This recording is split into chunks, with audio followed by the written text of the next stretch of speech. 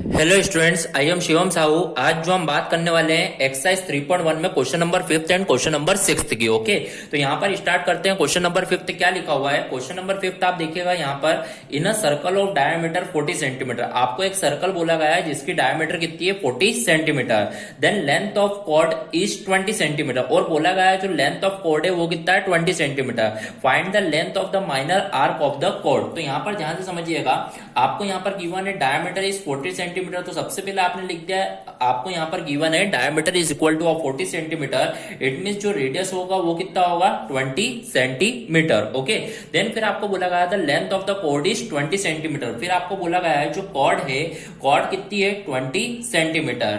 Find the length of the minor arc of the chord. आपको क्या find out करना है? आर्क फाइंड आउट करना है। ओके, तो यहाँ पर आप ध्यान समझिएगा, मैं इसका डायग्राम ड्रॉ कर रहा हूं। तो यहाँ पर आप देखिए, आपको जो रेडियस गिवन है इट इज 20 सेंटीमीटर।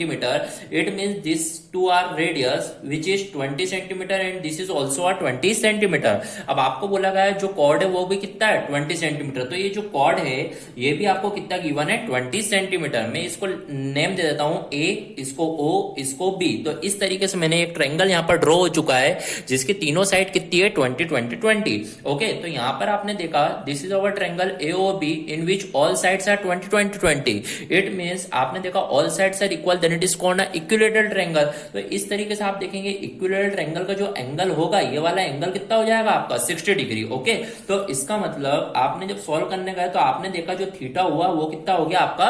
60 डिग्री हो गया। अब आपको जो फाइंड आउट करना है, क्या फाइंड आउट करना है? आर्क फाइंड आउट करना है। तो यहां पर आप देखिए थीटा इक्वल टू क्या होता है? आर्क अपॉन क्या होता है? रेडियस। क्या होता है? Arc upon radius. अब आपको जो फाइंड आउट करना है, आर्क फाइंड आउट करना है, तो इसका मतलब आर्क फाइंड आउट करने के लिए थीटा में आपको काय का मल्टीप्लाई करना होगा? रेडियस का मल्टीप्लाई करना होगा। ओके, अब आपने देखा यहाँ पर आपको रेडियस 20 गिवन है, बट थीटा जो है वो एंगल के फॉर्म में गिवन है, और जो आर्क जो वो रेडियन के फॉर्म में फाइंड आउट होगी। तो पहले ये थीटा को आपको कन्वर्ट करना होगा रेडियन के फॉर्म में। तो इस थीटा को पहले 60 डिग्री को आपको क्या करना होगा? पाई बाय 180 से क्या करना होगा? मल्टीप्लाई करना होगा रेडियन में कन्वर्ट करने के लिए।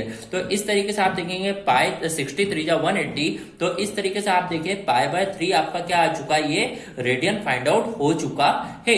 तो यहां पर आप देखेंगे जो आपका थीटा है वो कितना है? पाई बाय 3, और रेडियन जो है, रेडियस जो है वो आपकी कितनी है? 20। ओके, तो इस तरीके से आप फाइनली बोल सकते हैं 20 इंटू पाई 20 पाई बाय 3। तो इस तरीके से आपको क्या होगा? फाइंड आउट होगा।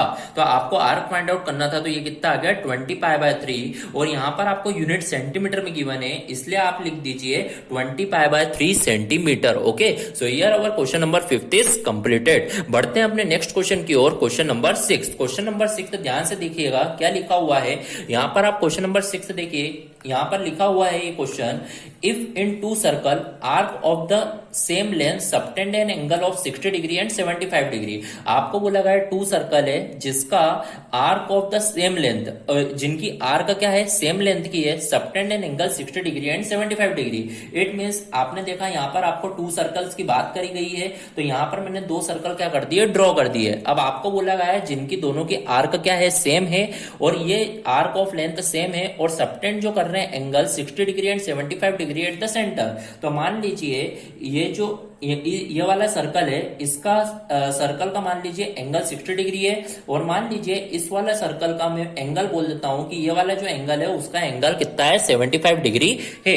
Okay, so here our theta is 60 degree and here our theta is 75 degree we have given. Okay, अब यहां पर बोला गया, मान लीजिए इसे मैं बोलता हूं ए ओ बी, और इसे मैं बोल देता हूं पी क्यू आर। ओके, इस तरीके से मैंने क्वेश्चन में लेबलिंग कर दी है। ओके, तो यहां पर मैंने देखा कि यहां पर आपको बोला गया जो आर्क है वो सेम लेंथ की, इसका मतलब मान लीजिए मैं इसे एल बोल देता हूं, और इसे भी मान लीजिए मैं क्या बोल देता हूं? एल बोल देता हूं, बिकॉज ऑफ सेम लेंथ। तो मैंने बोल दिया एल एल। अब देखिएगा इसकी रेडियस पता नहीं है तो इसे मैं R1 बोल देता हूं, इसकी रेडियस में नहीं पता है इसलिए मैं क्या बोल देता हूं? इसे R2 बोल देता हूं। ओके, तो यहां पर ध्यान से समझिएगा, आपको क्या फाइंड आउट करना है? Find the ratio of their radii. आपको ratio of radii find out करना है, मतलब R1 upon R2 find out करना है। तो यहां पर ध्यान से समझिए, मान लीजिए इस वाले सर्कल के लिए मैं फॉर्मूला लगाऊंगा theta equal to arc upon radius. क्या लगाऊंगा? Theta equal to arc upon radius. Here मैंने देखा थीटा जो है वो कितना है? 60 डिग्री है, पर मैंने मैंने देखा यहाँ पर यदि ये 60 डिग्री है तो पहले डिग्री से काय में कन्वर्ट करना होगा, रेडियन में। तो रेडियन में कन्वर्ट करने के लिए 60 को मेरे को पाई बाय 180 से क्या करना होगा, मल्टीप्लाई करना होगा। तो 63 जा, तो इसका मतलब मैंने देखा ये कितना आ जाएगा, पाई बाय 3 आ जाएगा। ओके, तो इस तरीके से ये कितना आ चुका आपका, पाई बाय 3 आ चुका। फिर आप देखिए ये वाला थीटा जो है वो 75 डिग्री है। इस 75 डिग्री को भी रेडियन में कन्वर्ट करने के लिए मेरे को यहाँ पर पाई बाय 180 का मल्टीप्लाई करना होगा। तो यहाँ पर मैंने देखा 5 1 जा 5, 5 5 25, 5 3 15, देन 5 6 30, 3 5 जा 15, 3 12 जा। तो इसका मतलब ये जो आएगा वो कितना जाएगा, 5 पाई बाय 12 रेडियन। तो इस तरीके से मैंने दोनों थीटा जो थे डिग्री में कन्वर्ट थे उसको मैंने रेडियन के फॉर्म में कन्वर्ट कर दिया। अब यहाँ पर मैंने देखा जो थीटा है वो कितना है, यहाँ पर pi by 3 is equal to arc मैंने देखा यहाँ पर कितना है एल और रेडियस कितना है R1। तो इस तरीके से देखा तो एल जो आएगा वो कितना आ जाएगा, R1 पाई अपॉन में कितना आ जाएगा 3। इस तरीके से L फाइंड आउट हो जाएगा। मान लीजिए इसे मैं बोल देता हूं इक्वेशन नंबर 1। ओके, फिर मैंने देखा इधर भी यहाँ पे फॉर्मूला अप्लाई करूंगा तो मैंने देखा थीटा इक्वल टू जो होता है वो होता है आर्क अपॉन रेडियस। ओके, तो यहाँ पर मैंने देखा थीटा जो है वो कितना है 5 pi by 12 is equal to arc जो है वो कितना है L और रेडियस जो है वो कितना है R2। तो इस तरीके से मैंने देखा यहाँ पर भी L की जो वैल्यू फाइंड आउट होगी वो कैसे होगी, R2 का मल्टीप्लाई। तो यहाँ पर हो जाएगा 5 पाई R2 अपॉन में कितना हो जाएगा 12। तो इस तरीके से यहाँ पर भी L फाइंड आउट हो चुका है जिसको मैं बोलूंगा इक्वेशन नंबर 2। ओके, अब यहाँ पर आगे देखिएगा मैं बोलूंगा by equation 1 and 2। By equation 1 and 2 मैंने देखा यहाँ पे भी L फाइंड आउट हुआ है, यहाँ पे भी L फाइंड आउट हुआ है। इसका मतलब दोनों क्या हो जाएंगे, इक्वल। मतलब R1 pi upon 3 is equal to क्या हो जाएगा 5 पाई R2 अपॉन में 12। तो इस तरीके से मैंने यहाँ पर दोनों को इक्वेट कर दिया। तो यहाँ पर आप देखेंगे पाई से पाई क्या हो गया, कैंसल आउट, 3 4 जा 12। अब मेरे को R1 R2 का रेशो फाइंड आउट करना है।